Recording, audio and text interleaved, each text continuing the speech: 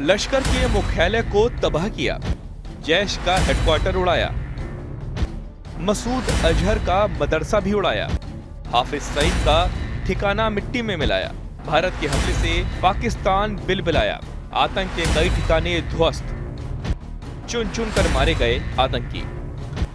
जितनी गोलियां और गोले पाकिस्तान के आतंकियों ने पिछले 50 साल में भारत के खिलाफ इस्तेमाल नहीं किए होंगे, उसके 10 गुना ज्यादा भारतीय सेना ने एक रात में सिर्फ 25 मिनट में इन आतंकियों के ठिकानों पर बरसा दिए।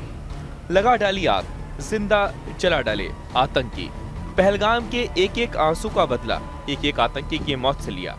हिल गया पाकिस्तान, मुनीर शहबाज की अटक गई सांस और इंटरनेशनल टेररिज्म के खिलाफ भारतीय सेना के शौर्य और पराक्रम को दुनिया सलाम कर रही है।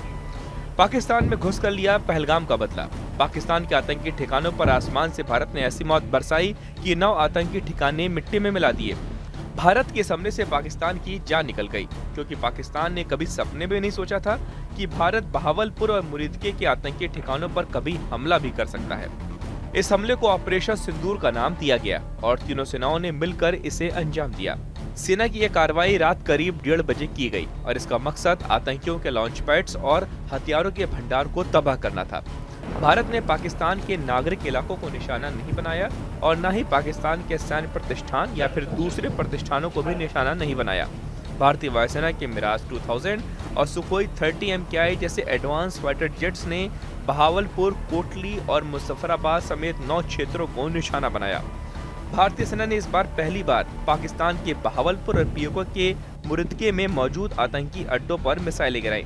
इन हमलों की असली वजह जैश ए मोहम्मद और लश्कर ए तैयबा जैसे आतंकी संगठनों के अड्डे थे, जो पिछले कई सालों से भारत में बड़े हमलों को अंजाम देते रहे हैं। भारतीय सेना के हमले के 2 बड़े टारगेट थे, बहावलपुर और मुरीदके। पहले आपको बताते हैं कि बहावलपुर को क्यों टारगेट किया। दरअसल बहावलपुर न केवल जैश ए मोहम्मद का गढ़ है, बल्कि यहीं से इसके संस्थापक मसूद अजहर का भी संबंध है। वो इसी शहर में रहता है और उसका ठिकाना एक भारी सुरक्षा वाले इलाके में स्थित है। जैश ए मोहम्मद का मुख्य केंद्र पाकिस्तान की 31वीं कॉर्प्स के मुख्यालय यानी एक बड़े सेना कैंप से कुछ ही दूरी पर है, जिससे अंदाजा लगाया जा सकता है कि उसे पाकिस्तानी सेना और ISI का संरक्षण प्राप्त है। ये तक बताया जाता है कि इस क्षेत्र में एक गुप्त परमाणु ठिकाना भी मौजूद है। बहावलपुर लाहौर से लगभग 400 किलोमीटर की दूरी पर है, जहां जैश ए मोहम्मद का मुख्यालय जामिया मस्जिद सुभान अल्लाह परिसर में स्थित है।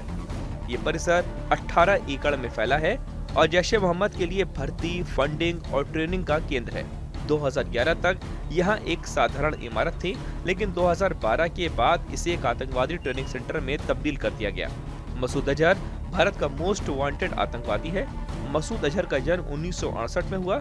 वो पहले अफगान आतंकी संगठन हरकत उल मुजाहिदीन से जुड़ा था। 1994 में भारत में उसकी गिरफ्तारी हुई, लेकिन 1999 में इंडियन एयरलाइंस फ्लाइट IC-814 के हाईजैक में यात्रियों की रिहाई के बदले उसे छोड़ा गया। भारत से रिहा होते ही उसने सन 2000 में कराची में जैश ए मोहम्मद की स्थापना की। वो कट्टर इस्लामी विचारधारा वाला व्यक्ति है जो देवबंदी स्कूल से प्रभावित है। जैश ए मोहम्मद को पाकिस्तान की खुफिया एजेंसी ISI से न सिर्फ सुरक्षा और समर्थन मिला, बल्कि फंडिंग और ट्रेनिंग के लिए मदद भी दी गई। यही वजह है कि भारत ने बहावलपुर में हमला कर पुराने सारे हिसाब चुकता कर लिए। इसी तरह पाकिस्तान के पंजाब प्रांत में स्थित मुरीदके और मुजफ्फराबाद से सुबह की कुछ तस्वीरें और वीडियो सामने आए। इनमें देखा गया कि मुरीदके में हालात काफी तनावपूर्ण हैं। हवाई हमलों के बाद इलाके में अफरा तफरी का माहौल है और कई एम्बुलेंस अस्पतालों के बाहर खड़ी देखी गई। दरअसल मुरीदके में लश्कर ए तैयबा का बड़ा ठिकाना है। असल में हाफिज सईद का ठिकाना है। हाफिज सईद यहीं से आतंकी तैयार कर भारत भेजता है, लेकिन इस बार उसका मदरसा मलबे का ढेर बन गया। कहा तो ये भी जा रहा है कि हाफिज सईद मारा गया। अब देखना है कि ये खबर कब सामने आती है। बहरहाल भारतीय वायुसेना ने न सिर्फ आतंकियों के ठिकानों को निशाना बनाया, बल्कि उन पर सटीक हमला भी किया। इस अभियान में लश्कर ए तैयबा और जैश ए मोहम्मद जैसे संगठनों के अड्डों को पूरी तरह से तबाह कर दिया गया। इन सभी जगहों पर आतंकी संगठन ट्रेनिंग कैंप चला रहे थे या आतंकियों को भारत भेजने की तैयारी में लगे थे। भारत ने इन पर हमला कर उनकी गतिविधियों को बड़ा झटका दिया है।